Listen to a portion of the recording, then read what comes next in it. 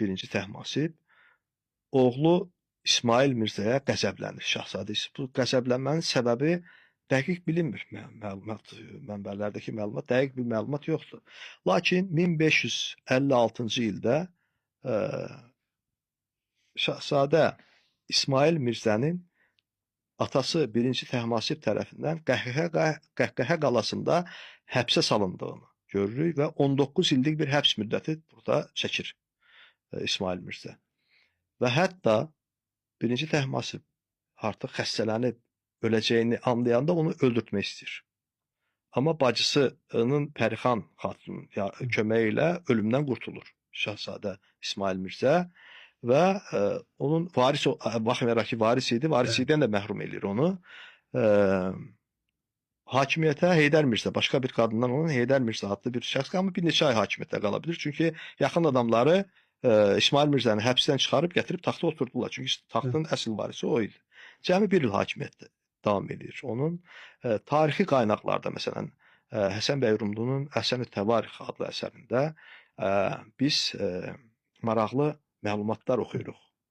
Bu ikinci İsmail, ikinci İsmailin hakimiyyəti dövrü haqqında yazır ki, mənbə ikinci İsmail öz ətrafındakı, yaxınındakı Şia alimlərinə bəzi suallar verirdi ki, Qurani Kərimdə təthir ayələri haqqında, təthir ayələri nazil olan Peyğəmbərin zövcəsinə Ayşə radiyallahu anhaya söymək, təhqir eləmək, alçatmaq necə dərəcədə doğrudur?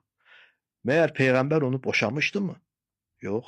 Peyğəmbər onunla vəfat eləyənə qədər evli qalmışdı. Hətta vəfat eləyəndə də Peyğəmbərin başı onun dizinin üstündə idi. Onun evində vəfat eləyib.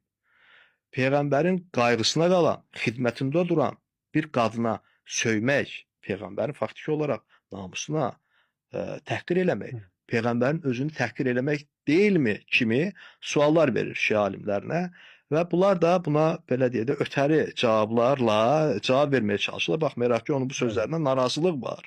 Artıq şahdan bir narazılıq başlayır. Lakin şah bu kimi məsələləri təkrar 2-ci İsmail dilə gətirə-gətirə bu lənətlənmə ənənəsini ləğv elətdirir. Deyir ki, artıq bundan sonra məscidlərdə, mərasimlərdə Raşid xəlifələrə, Peyğəmbərin sahabələrinə və zövcəsinə söyülməyəcək və lənət oxunmayacaq.